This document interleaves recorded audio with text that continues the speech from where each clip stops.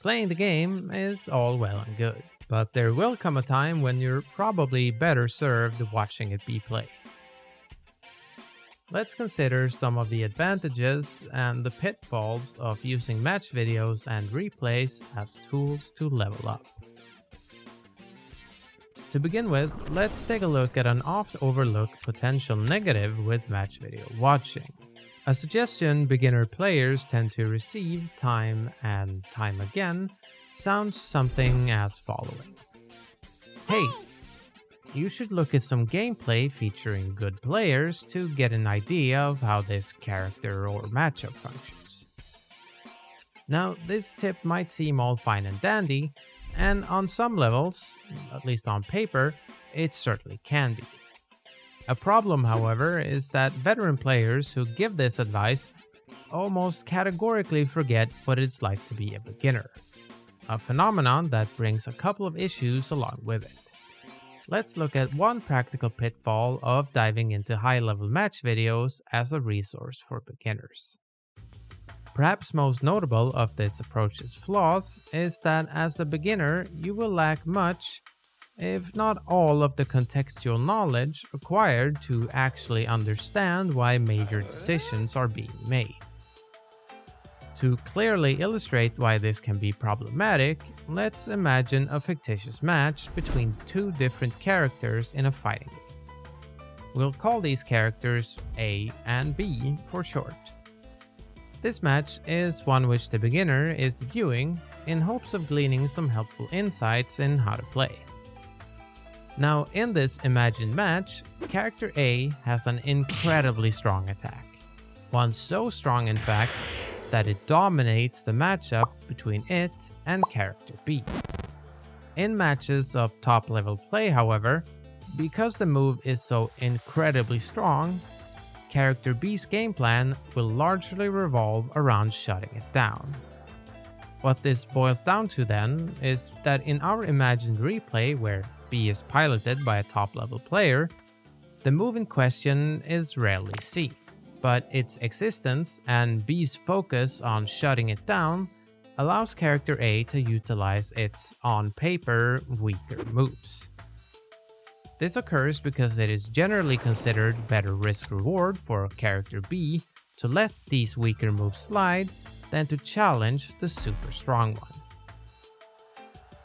In this very reasonable matchup scenario we have imagined, a beginner would lack the context required to understand the underlying processes which create this character matchup. Our beginner then, without context, watches the match and comes out on the other end believing the very strong move to be not very strong at all. In fact, it would probably be unreasonable for the beginner to believe anything else. Now, this imagined scenario is very basic, and one could argue that the beginner would very quickly understand the overpowering strength of the move in question if they actually started playing. But if you consider that this sort of process will occur for the vast amount of interactions in all fighting game matchups, you can quickly see the scale of the problem.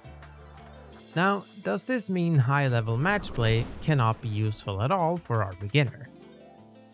Absolutely not. But to find one constructive use case, we'll have to take a quick detour back to our own replays. It might seem counterproductive to scan your own gameplay for tips as a beginner as opposed to those of stronger players. I mean, they are top-level players for a reason after all. But watching your own replays come with a couple of great, unique benefits. The most direct and actually often overlooked benefit of rewatching your own matches is that it clearly spells out what actually occurred during the game.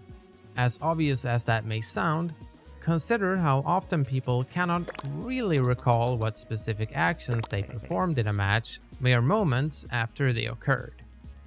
We tend to remember matches as snippets of highlights or shameful blemishes, and not necessarily as an objective set of events. Watching your own matches back can make it easier to understand what exactly led up to that climactic loss and how you ended up in that situation to begin with.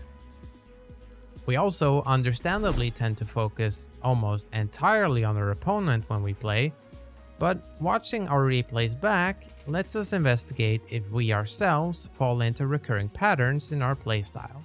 Maybe we're always attacking after guarding 2 consecutive strikes, or maybe going for predictable high-low mix-up timings.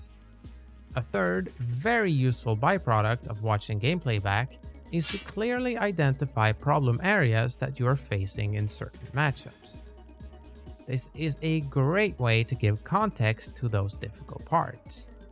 Having identified those parts, you can then use top-level match videos just like any other helpful tool. If you yourself can extrapolate clear solutions to the problem, well, that's great. If not, moving on to match videos is a really great option. In the example of our A versus B match, playing and then watching back your matches will equip you with the context required to better understand those counter options employed by character B to deal with that overpowering move. And it lets you go into the viewing with the goal of trying to find out how a strong player deals with that specific option instead of the much harder to grasp grander picture of how they just win.